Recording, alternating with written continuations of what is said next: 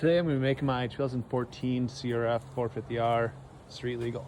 It's pretty simple. We've got a headlight, switch, South Dakota registration with a plate, tail light.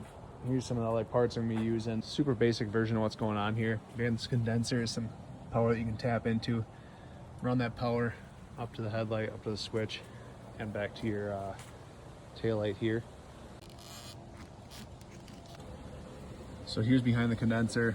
I like to go after this connector onto these red and green wires. It's hot and ground. A lot of people go on that harness side of it. If you screw that up, and then you got a problem on your harness. At least on this side, if you screw it up, just get a new condenser. So I'm gonna open up this. All right, quick overview where we're at. Tapped into the hot and negative, running it up to a switch and the light. This light came with some nice connectors, made things simple for me. Got a fuse on there too. So I'm just gonna fire up the bike and see if it runs.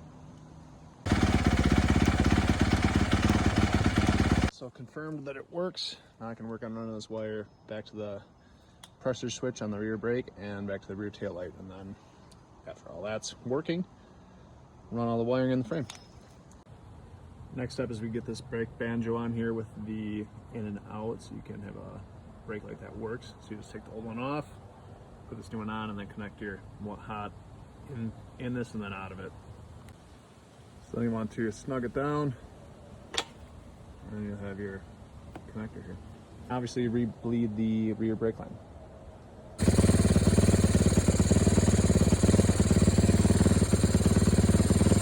All right, so as you can see, we're up and running. So I'm gonna retrace my steps here and show you guys what I got going on. So hot and negative connection here just after the condenser.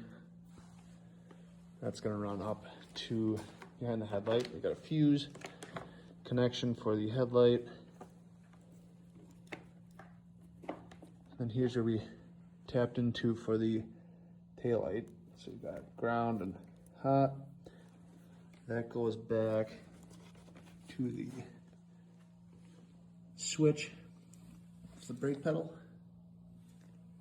So that gives you a running light and a brake light. Kind of see what's going on there. So just tapped off for a constant hot that goes back to the tail light. And I got that coming up through here. I'm gonna go drilled through the fender, come into here. And then just when you buy one of these tail lights, you just gotta look at what's what on here. So in my case, the constant hot was white. The brake light was red. The ground is black.